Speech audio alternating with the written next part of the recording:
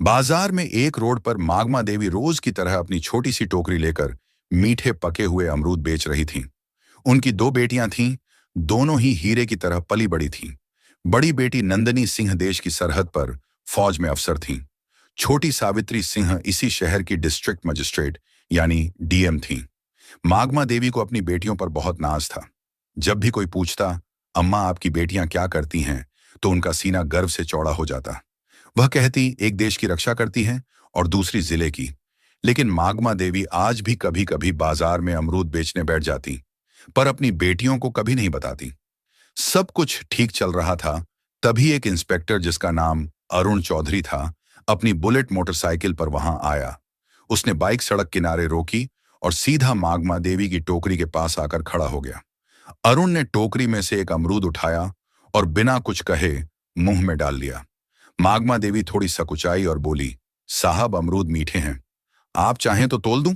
अरुण चौधरी ने अकड़ते हुए जवाब दिया, हाँ हाँ दे 1 किलो। मागमा देवी ने कांपते हाथों से अमरूद तोलकर पॉलिथीन में दे दिए। अरुण ने पैकेट लिया, फिर से एक अमरूद निकाला और सामने ही काट कर खाने लगा। कुछ देर तक चबाने के बाद उसने मुंह बनाते हुए कहा, ये क्या बेचा है तूने, एकदम बेस्वाद। अमरूद मीठा तो बिल्कुल भी नहीं है। मागमा देवी घबराकर बोली, नहीं साहब, बहुत मीठे हैं, आप चाहें तो दूसरा छक्कर देख लीजिए। लेकिन अरुण चौधरी हंसते हुए बोला, चुप, तेरे अमरूद का एक दाना भी मीठा नहीं। तूने मुझे बेवकूफ बनाया है। और सुन, मैं 1 रुपया भी नहीं दूंगा, समझी? मागमा देवी ने हिम्मत करके हाथ जोड़ते हुए कहा, साहब मेहनत से लाए हैं, कुछ तो पैसे दे दीजिए बस। यही सुनते ही अरुण चौधरी का पारा चढ़ गया। उसने गुस्से में झुककर पूरी टोकरी उठाई और सड़क की दूसरी तरफ जोर से फेंक दी। टोकरी पलट गई और सारे अमरूद सड़क, गाड़ियों और नाली में बिखर गए। मागमा देवी हक्की बक्की रह गईं। उनकी आंखों में आंसू भर आए, होंठ कांपने लगे। उनकी मेहनत और इज्जत दोनों ही सड़क पर कुचली जा रही थी। आसपास भीड़ जमा हो गई थी। लोग तमाशा देख रहे थे, कानाफूसी कर रहे थे, लेकिन किसी की हिम्मत नहीं हुई कि उस वर्दी वाले से कुछ कहे। फिर अरुण चौधरी ने अपनी मूंछों पर ताव दिया, बाइक स्टार्ट की और वहां से ऐसे चला गया जैसे कुछ हुआ ही ना हो। भीड़ में से किसी ने मागमा देवी की मदद नहीं की, लेकिन पास के ही एक घर की छत पर खड़ा एक नौजवान लड़का रोहित ये सब कुछ अपने मोबाइल फोन में रिकॉर्ड कर रहा था। उसका खून खौल रहा था। वह मागमा अम्मा को बचपन से जानता था और उनका बहुत सम्मान करता था। उसने वीडियो रिकॉर्ड करना बंद किया और सोचने लगा कि इस वीडियो का क्या किया जाए। उसे पता था कि मागमा अम्मा की एक बेटी फौज में है। उसने कहीं से उनका नंबर जुगाड़ किया था। उसने तुरंत वह वीडियो नंदनी सिंह के व्हाट्सएप पर भेज दिया और नीचे एक छोटा सा मैसेज लिखा, नंदनी दीदी, देखिए आज बाजार में आपकी मां के साथ क्या हुआ। हजारों किलोमीटर दूर बर्फीली पहाड़ियों के बीच बॉर्डर की एक चौकी पर नंदनी सिंह अपनी राइफल साफ कर रही थी। तभी उसके फोन पर व्हाट्सएप का मैसेज टोन बजा। उसने फोन उठाकर देखा, एक अनजान नंबर से वीडियो आया था। उसने वीडियो प्ले किया। जैसे जैसे वीडियो आगे बढ़ा, नंदनी के चेहरे का रंग बदलता गया। उसकी शांत आंखें गुस्से से लाल हो गईं। जब उसने इंस्पेक्टर अरुण चौधरी को अपनी मां की टोकरी उठाकर फेंकते देखा, तो उसके हाथ कांपने लगे। उसकी मां, जिसने उसे और उसकी बहन को पालने के लिए अपनी पूरी जिंदगी लगा दी, आज सड़क पर बेबस रो रही थी और लोग तमाशा देख रहे थे। उसके अंदर का फौजी जाग उठा। उसका मन किया कि अभी यहां से जाए और उस इंस्पेक्टर की वर्दी नोच ले। उसने अपने दांत भींच लिए, उसकी सांसें तेज हो गई थीं। उसने तुरंत वह वीडियो अपनी छोटी बहन डीएम सावित्री सिंह को फॉरवर्ड किया। वीडियो भेजते ही उसने सावित्री को फोन लगाया। सावित्री उस वक्त अपने ऑफिस में एक जरूरी मीटिंग में थी। उसने अपनी बड़ी बहन का फोन देखा तो मीटिंग रोककर फोन उठाया और पूछा, हाँ दीदी, सब ठीक है, कुछ भी नहीं है, बोली।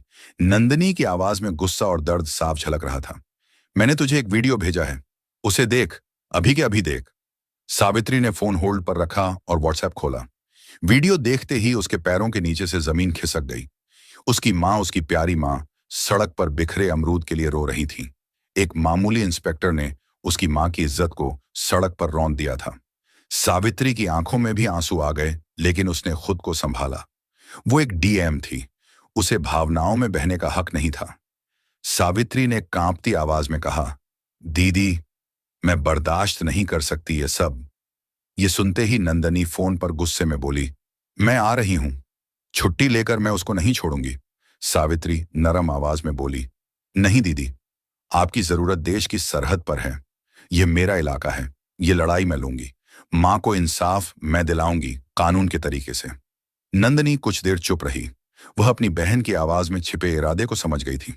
बोली, ठीक है, लेकिन उसे ऐसी सजा मिलनी चाहिए कि उसकी रूह कांप जाए। सावित्री ने कहा, आप चिंता मत करो दीदी, अब यह मेरा काम है, और फोन काट दिया। उसने मीटिंग में मौजूद सभी अफसरों से कहा, यह मीटिंग यहीं खत्म होती है, आप सब जा सकते हैं। सावित्री अपनी सरकारी गाड़ी में नहीं बल्कि एक प्राइवेट गाड़ी में बैठकर अपने पुराने घर की तरफ निकली। रास्ते में उसने अपने डीएम वाले कपड़े बदलकर एक साधारण सा लाल रंग का सलवार सूट पहन लिया। वह अपनी मां के पास एक बेटी बनकर जाना चाहती थी, डीएम बनकर नहीं। जब वह घर पहुंची तो मग्न देवी एक कोने में चुपचाप बैठी थी। उनकी आंखें सूजी हुई थीं। अपनी बेटी को अचानक देखकर वह घबरा गई। सावित्री, तू यहां सब ठीक तो है? सावित्री कुछ नहीं बोली। वह बस अपनी मां के पास गई और उन्हें कसकर गले लगा लिया। मां की गोद में सिर रखकर वह अपने आंसू नहीं रोक पाई। मां, आपने मुझे बताया क्यों नहीं? मागमा देवी ने सिसकते हुए कहा। क्या बताती बेटी, मैं नहीं चाहती थी कि तुम लोगों को कोई परेशानी हो, और वह पुलिस वाला है। छोड़ उसकी बात। आज तू इतने दिनों बाद आई है, आज मैं बहुत खुश हूं। सावित्री ने अपनी मां के आंसू पोंछे और उनका हाथ अपने हाथ में ले लिया और बोला, अब आप गरीब और अकेली नहीं है मां। आपकी बेटी इस जिले की मालिक है। मैं वादा करती हूं, जिसने भी आपके साथ ऐसे दुर्व्यवहार किया है उसे उसकी कीमत चुकानी पड़ेगी। आपकी खोई हुई इज्जत में वापस लाऊंगी। मंदमा देवी ने अपनी बेटी की आंखों में एक अलग ही आत्मविश्वास देखा। वह बस चुपचाप उसे देखती रही। उस रात सावित्री ने एक पूरा प्लान बनाया। वह जानती थी कि अगर वह डीएम बनकर थाने जाएगी तो सारे पुलिस वाले उसके पैरों में गिर जाएंगे और असली गुनहगार कभी सामने नहीं आएगा। उसे उन्हें रंगे हाथों पकड़ना था। अगली सुबह उसने पीला सलवार सूट पहना और अपने सबसे भरोसेमंद अफसर एसडीएम विकास को फोन किया। विकास, मैं तुम्हें एक काम दे रही हूं और यह बात हम दोनों के बीच ही रहनी चाहिए। उसने कहा, जी मैडम, हुक्म कीजिए। बोली, मैं अभी सिविल ड्रेस में शहर के कोतवाली थाने में एक पर लिखवाने जा रही हूं, अपनी पहचान छिपाकर। मैं चाहती हूं कि तुम ठीक 2 घंटे बाद जिले के एसपी, डीएसपी और बाकी बड़े पुलिस अफसरों की टीम के साथ थाने पहुंचो। जब तक मैं इशारा ना करूं कोई कुछ नहीं बोलेगा। विकास ने कहा, ठीक है मैडम, जैसा आप कहें। सावित्री ने फोन रख दिया। दोस्तों, अब खेल शुरू होने वाला था। सावित्री ने एक साधारण सा पीले रंग का सलवार सूट पहना, चेहरे पर दुपट्टा डाला और एक आम नागरिक की तरह ऑटो पकड़कर कोतवाली थाने पहुंची। थाने का माहौल वैसा ही था जैसा उसने सोचा था। एक हवलदार ऊँघ रहा था और इंस्पेक्टर अरुण चौधरी और एसएचओ संदीप राणा चाय पीते हुए हंसी मजाक कर रहे थे। सावित्री डरते डरते उनकी टेबल के पास गई। जी, मुझे एक शिकायत दर्ज करवानी है। एसएचओ संदीप राणा ने उसे ऊपर से नीचे तक देखा। क्या हुआ, किसने परेशान किया जी? कल बाजार में इंस्पेक्टर साहब ने। जैसे ही उसने इंस्पेक्टर का नाम लिया, अरुण चौधरी चौकन्ना हो गया। उसने सावित्री को घूर कर देखा। क्या इंस्पेक्टर साहब ने? नाम क्या है तेरा और किस इंस्पेक्टर की बात कर रही है? जी, आप ही थे। आपने कल बाजार में एक बुजुर्ग महिला के अमरूद की टोकरी सड़क पर फेंकी थी। मैं उनकी बेटी हूं। सावित्री ने अपनी आवाज में थोड़ी घबराहट लाने की कोशिश की। यह सुनते ही अरुण और संदीप जोर जोर से हंसने लगे। ओहो, तो तू उस बुढ़िया की बेटी है? अरुण ने मजाक उड़ाते हुए कहा। तो क्या हुआ, सड़क पर गंदगी फैलाएगी तो लाठी पड़ेगी ना। चल भाग, यहां से कोई एफआईआर नहीं लिखी जाएगी। सावित्री ने थोड़ा साहस दिखाते हुए कहा, लेकिन यह गैर कानूनी है। आपने वर्दी का गलत इस्तेमाल किया है। एसएचओ संदीप गरजातू, हमें कानून सिखाएगी, ज्यादा जुबान चलाई तो तुझे ही अंदर कर दूंगा। सरकारी काम में बाधा डालने के जुर्म में निकल। यहां से सावित्री वहीं खड़ी रही और बोली, मैं फिर लिखवाए बिना नहीं जाऊंगी। बहस बढ़ रही थी कि तभी एक हवादार भागता हुआ अंदर आया। उसकी सांसें फूली हुई थीं। सर गंगा प्रसाद यादव जी थाने में आ रहे हैं। गंगा प्रसाद यादव का नाम सुनते ही अरुण और संदीप दोनों के चेहरे का रंग बदल गया। गंगा प्रसाद शहर का एक बहुत बड़ा और दबंग नेता था, जिसके इशारे पर पुलिस वाले नाचते थे। दोनों इंस्पेक्टर अपनी कुर्सी से ऐसे उछले जैसे करंट लग गया हो। अरे जल्दी करो, गेट खोलो, संदीप ने हवलदार को डांटा और दोनों भागकर गेट की तरफ गए, जैसे कोई बहुत बड़ा साहब आ रहा हो। एक सफेद सफारी गाड़ी थाने के अंदर आकर रुकी। उसमें से सफेद कुर्ता पायजामा पहने गंगा प्रसाद यादव उतरा। अंदर आते ही उसने अपने मजाकिया अंदाज में कहा, क्या हाल है चौधरी? काम धाम अच्छा चल रहा है ना? कोई मुर्गा उर्गा फंसाया कि नहीं? आज अरुण और संदीप हाथ जोड़कर मुस्कुराने लगे। अरे साहब, आपकी कृपा है, आइए बैठिए। लेकिन तभी गंगा प्रसाद की नजर कोने में खड़ी सावित्री स्त्री पर पड़ी। सावित्री को देखते ही उसके चेहरे की हंसी गायब हो गई। उसके माथे पर पसीना आ गया और उसके होश उड़ गए। वह जिस लड़की को एक आम लड़की समझ रहा था, उसे पहचानते ही उसकी सिट्टी पिट्टी गुम हो गई। वह तेजी से आगे बढ़ा और सावित्री के सामने जाकर हाथ जोड़कर खड़ा हो गया। उसका सिर झुका हुआ था। नमस्ते मैडम, आप यहाँ इस वक्त मुझे फोन कर लिया होता, मैं हाजिर हो जाता। उसकी आवाज में हकलाहट साफ थी। इंस्पेक्टर अरुण और एसएचओ संदीप हैरान रह गए। उनकी आंखें फटी की फटी रह गईं। यह हो क्या रहा है? यह तो उस बुढ़िया की बेटी है गंगा प्रसाद जी। इसके सामने हाथ क्यों जोड़े खड़े हैं? जिस गंगा प्रसाद यादव के सामने पूरा झेला झुकता है, वह इस साधारण सी दिखने वाली लड़की के सामने हाथ जोड़े क्यों खड़ा है? ये लड़की है कौन? अरुण ने धीरे से संदीप से पूछा। यह क्या हो रहा है? संदीप ने भी घबराहट में सिर हिला दिया। इससे पहले कि वे कुछ समझ पाते, थाने के बाहर गाड़ियों के रुकने की आवाज आई। एक के बाद एक लाल बत्ती वाली गाड़ियां थाने के सामने आकर रुकी। गाड़ियों से डीएसपी, एसडीएम और जिले के कई बड़े आईएएस एंड आईपीएस अफसर उतरे और तेजी से थाने के अंदर आए। वे सब आकर चुपचाप सावित्री के पीछे लाइन बनाकर खड़े हो गए, जैसे अपने सीनियर को रिपोर्ट कर रहे हों। अब थाने में सन्नाटा था। सिर्फ पंखे की घर घर की आवाज आ रही थी। अरुण चौधरी और संदीप राणा पत्थर के बुद्ध बन चुके थे। उनके हलक सूख गए थे। माथे पर पसीने की बूंदें चमक रही थीं। तभी डीएसपी ने आगे बढ़कर गुस्से में अरुण चौधरी की तरफ देखकर कहा, इंस्पेक्टर तमीज से खड़े हो जाओ। तुम जिले की डीएम मैडम सावित्री सिंह के सामने खड़े हो। DM madam. यह शब्द किसी बम की तरह थाने में फटा। अरुण और संदीप के पैरों तले जमीन खिसक गई। उन्हें लगा जैसे किसी ने उनके कानों में पिघला हुआ शीशा डाल दिया हो। वे कांपते हुए सावित्री को देखने लगे, जिसे वे कुछ देर पहले अमरूद वाली की बेटी कहकर बेइज्जत कर रहे थे।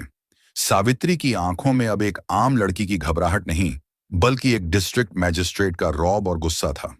उसने अपनी ठंडी और कड़क आवाज में कहा, inspector Arun Chaudhary and SHO Sandeep Rana, दोनों की आत्मा तक कांप गई। You are suspended with immediate effect. Savitri ने आदेश दिया।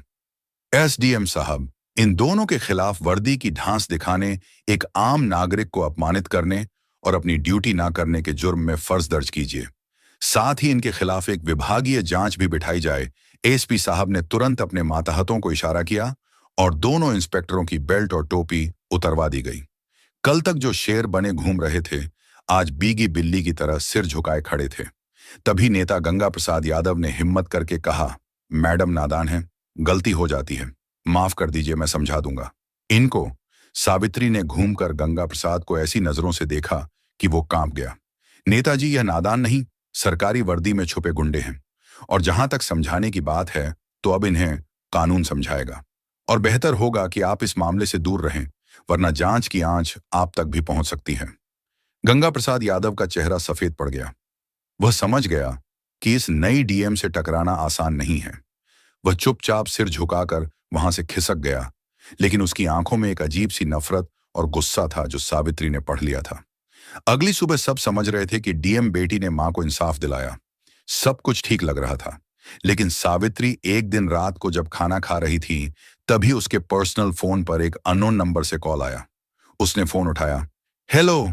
दूसरी तरफ से कोई कुछ नहीं बोला, बस एक भारी सांस लेने की आवाज आई। फिर एक बदली हुई मशीनी आवाज में कोई बोला, डीएम साहिबा शहर में नहीं हो, ज्यादा उड़ने की कोशिश मत करो। इंस्पेक्टर तो बस मोहरे थे, खेल तो अब शुरू होगा। सावित्री ने कड़क आवाज में पूछा, कौन बोल रहा है? वही जिसकी दुम पर तुमने पैर रख दिया है, कहकर उस आदमी ने फोन काट दिया। सावित्री के माथे पर चिंता की लकीरें उभर आईं। वह समझ गई थी कि गंगा प्रसाद यादव इतनी आसानी से हार मानने वालों में से नहीं है। यह लड़ाई अभी खत्म नहीं हुई थी, बल्कि अब और भी ज्यादा खतरनाक होने वाली थी। उसे अब सिर्फ अपनी मां की इज्जत ही नहीं, बल्कि उनकी जान की भी फिक्र होने लगी थी। उसने तुरंत ही एसपी को फोन किया और अपनी मां के घर के आसपास सादी वर्दी में 2 पुलिस वालों को तैनात करने को कहा। वह अपनी मां को डराना नहीं चाहती थी, लेकिन कोई भी खतरा मोल लेना भी नहीं चाहती थी। अगले कुछ दिन शांति से गुजरे। सावित्री को लगा शायद उसकी चेतावनी काम कर गई और गंगा प्रसाद यादव पीछे हट गया है, लेकिन वह तूफान से पहले की शांति थी। एक सुबह जब मागमा देवी बाजार में अपने अमरूद की टोकरी लगाकर बैठी ही थी कि अचानक पुलिस की 3 गाड़ियां वहां आकर रुकीं। उनमें से एक नया इंस्पेक्टर उतरा, जिसे सावित्री नहीं जानती थी। उसने मागमा देवी की टोकरी की तरफ इशारा करते हुए कहा, हमें सूचना मिली है कि इन अमरूदों की आड़ में नशीले पदार्थों की तस्करी हो रही है। तलाशी लो। इससे पहले कि कोई कुछ समझ पाता, एक सिपाही ने अमरूदों के नीचे से भूरे रंग के नशीले पदार्थ निकाले और चिल्लाया, सर मिल गया। नशीला पदार्थ बाजार में हड़कंप मच गया। लोग कानाफूसी करने लगे। देखो, डीएम की मां नशीले पदार्थ बेचती है। मागमा देवी सन रह गई। वह रोते हुए बोली, नहीं साहब, यह मेरा नहीं है। किसी ने मुझे फंसाया है। लेकिन किसी ने उनकी एक न सुनी। पुलिस उन्हें जबरदस्ती जीप में बिठा कर ले गई। यह खबर आग की तरह पूरे शहर में फैल गई। न्यूज चैनलों पर ब्रेकिंग न्यूज चलने लगी। डीएम सावित्री सिंह की मां नशीले पदार्थ के आरोप में गिरफ्तार। यह गंगा प्रसाद यादव का मास्टर स्ट्रोक था। उसने सावित्री पर सीधा हमला नहीं किया, बल्कि उसकी सबसे बड़ी ताकत और सबसे बड़ी कमजोरी, उसकी मां पर वार किया था। अब सावित्री एक अजीब दुविधा में फंस गई थी। अगर वह अपनी शक्ति का इस्तेमाल करके मां को छुड़ाती तो उस पर पद का दुरुपयोग करने का आरोप लगता, और अगर वह चुप रहती तो उसकी बेगुनाह मां जेल में सड़ती। सावित्री के ऑफिस में फोन की घंटियां बजने लगीं। मीडिया मंत्री, सीनियर अधिकारी, हर कोई जवाब मांग रहा था। तभी उसकी बहन आर्मी ऑफिसर अवनिका का फोन आया। उसकी आवाज में गुस्सा और बेचैनी थी। बहन, ये क्या हो रहा है? मैं आ रही हूं। मैं उस गंगा प्रसाद को नहीं छोड़ूंगी। सावित्री ने गहरी सांस ली और अपनी आवाज को स्थिर करते हुए कहा, नहीं दीदी, तुम्हें आने की जरूरत नहीं है। अगर हम भी उनकी तरह गैर कानूनी काम करेंगे तो उनमें और हम में फर्क क्या रह जाएगा? यह लड़ाई अब कानून के दायरे में ही लड़ी जाएगी और जीतेगी भी। सावित्री ने तुरंत एक प्रेस कॉन्फ्रेंस बुलाई। पूरा मीडिया हॉल खचाखच भरा था। कैमरों की फ्लैश लाइट उसकी आंखों में चुभ रही थी। उसने माइक संभाला और कहा, मैं जानती हूं आप सबके मन में क्या सवाल है। मेरी मां पर गंभीर आरोप लगे हैं। कानून सबके लिए बराबर है, चाहे वह एक आम नागरिक हो या डीएम की मां। इसलिए मैं इस केस की जांच से खुद को अलग करती हूं, ताकि जांच पर कोई असर न पड़े। एसपी साहब एक स्पेशल टीम बनाकर इस मामले की निष्पक्ष जांच करेंगे। मुझे भारत के कानून पर पूरा भरोसा है। दूध का दूध और पानी का पानी होकर रहेगा। सावित्री का यह दांव देखकर गंगा प्रसाद यादव भी हैरान रह गया। उसे लगा था कि सावित्री बौखलाकर कोई गलत कदम उठाएगी, लेकिन उसने तो बड़ी समझदारी से खुद को जांच से अलग कर लिया था। लेकिन सावित्री सिर्फ कानून के भरोसे नहीं बैठी थी। उसने रोहित को बुलाया। वही लड़का जिसने पहला वीडियो बनाया था? सावित्री ने कहा, रोहित, मुझे तुम्हारी मदद चाहिए। तुम बाजार में रहते हो, वहां की हर हरकत पर तुम्हारी नजर रहती है। पता लगाओ उस दिन मां की टोकरी के पास कौन कौन आया था। कोई भी अजीब हरकत, कोई भी नया चेहरा, मुझे हर छोटी बड़ी जानकारी चाहिए। रोहित अपनी डीएम दीदी की मदद करने के लिए तुरंत तैयार हो गया। उसने बाजार के दूसरे दुकानदारों और अपने दोस्तों से पूछताछ शुरू कर दी। 2 दिन की कड़ी मेहनत के बाद उसे एक सुराग मिला। पास की एक दुकान के बाहर लगे सीसीटीवी कैमरे की फुटेज में एक आदमी मागमा देवी की टोकरी के पास कुछ रखते हुए दिखा था। उसका चेहरा साफ नहीं था, लेकिन वह वही आदमी था जिसे लोगों ने सस्पेंड हुए इंस्पेक्टर अरुण चौधरी के साथ कई बार देखा था। सबूत मिल चुका था। यह सारा खेल गंगा प्रसाद यादव ने अपने पिट्ठू सस्पेंड हुए इंस्पेक्टरों के जरिए रचा था। अब बारी सावित्री की थी। उसने एसपी के साथ मिलकर एक जाल बिछाया। उन्होंने यह झूठी खबर फैलाई कि सीसीटीवी फुटेज में नशीला पदार्थ रखने वाले का चेहरा साफ साफ आ गया है और पुलिस उसे पकड़ने ही वाली है। यह खबर सुनते ही गंगा प्रसाद यादव के कैंप में खलबली मच गई। उसने तुरंत अरुण चौधरी को फोन किया। वह आदमी पकड़ा नहीं जाना चाहिए। उसको कुछ करो, वरना हम सब पकड़े जाएंगे। गंगा प्रसाद को नहीं पता था कि उसका फोन पहले से ही पुलिस के सर्विलांस पर था। अरुण चौधरी और संदीप राणा उस आदमी को ठिकाने लगाने के लिए जैसे ही शहर के बाहर एक सुनसान जगह पर पहुंचे, सावित्री और एसपी ने अपनी पूरी टीम के साथ उन्हें घेर लिया। रंगे हाथों पकड़े जाने पर दोनों ने गंगा प्रसाद यादव के खिलाफ अपना मुंह खोल दिया। अगली सुबह जब गंगा प्रसाद यादव अपने घर पर बैठकर चाय पी रहा था और अपनी जीत का जश्न मनाने की सोच रहा था, तभी दरवाजे पर जोरदार दस्तक हुई। उसने दरवाजा खोला तो सामने डीएम सावित्री सिंह एसपी और भारी पुलिस फोर्स को देखकर उसके होश उड़ गए। वह हकलाते हुए बोला, ये क्या हो रहा है मैडम? सावित्री ने अपनी आंखों में इस्पात जैसी कठोरता ली कहा, खेल खत्म हो गया नेताजी। आपके मोहरे पकड़े जा चुके हैं और उन्होंने आपके सारे राज उगल दिए हैं। आपके पास कोई सबूत नहीं है। गंगा प्रसाद चिल्लाया, आप मुझे हाथ नहीं लगा सकती। एएसपी ने आगे बढ़कर उसके हाथ में अरेस्ट वारंट थमाते हुए कहा, सबलियों, here's the proof read version of your sentences. हमारे पास आपकी फोन रिकॉर्डिंग है जिसमें आप एक गवाह के खिलाफ अभिशब्द बोल रहे थे। अब आप हमारे साथ थाने चलेंगे। गंगा प्रसाद यादव का राजनीतिक साम्राज्य एक ही पल में ढह गया। उसे हथकद्दियां पहनाकर पुलिस जीप में ले जाया गया। उसी शाम मागमा देवी को बाइज्जत बरी कर दिया गया। जब वह जेल से बाहर आई तो सावित्री उन्हें लेने आई थी। मां बेटी एक दूसरे के गले लगकर रो पड़ी और बोली, अब आपको अमरूद बेचने की जरूरत नहीं है। अगली सुबह मागमा देवी को अपनी गाड़ी में बैठाकर अपनी पोस्टिंग पर लेकर चली गई और दोनों साथ में हंसी खुशी रहने लगे। जब उसकी बड़ी बहन की आर्मी से छुट्टी मिलती तो वह भी आ जाती। तीनों साथ में हंसी खुशी रहते। तो दोस्तों, यह कहानी केवल मनोरंजन और शिक्षा के उद्देश्य से बनाई गई है। इसमें दिखाए गए सभी पात्र, घटनाएं और संवाद काल्पनिक हैं। किसी भी वास्तविक व्यक्ति, संस्था या घटना से इनका कोई संबंध नहीं है। कृपया इसे केवल कहानी के रूप में देखें और इसका आनंद लें। हम किसी की भावनाओं को ठेस पहुंचाना नहीं चाहते। अगर आपको यह कहानी पसंद आई हो तो इसे लाइक करें और ज्यादा से ज्यादा लोगों तक शेयर करें। कमेंट करके बताएं कि आपको सावित्री का कौन सा कदम सबसे अच्छा लगा और हमारे चैनल को सब्सक्राइब करना न भूलें, क्योंकि हम आपके लिए ऐसे ही प्रेरणादायक कहानियां लाते रहेंगे। धन्यवाद।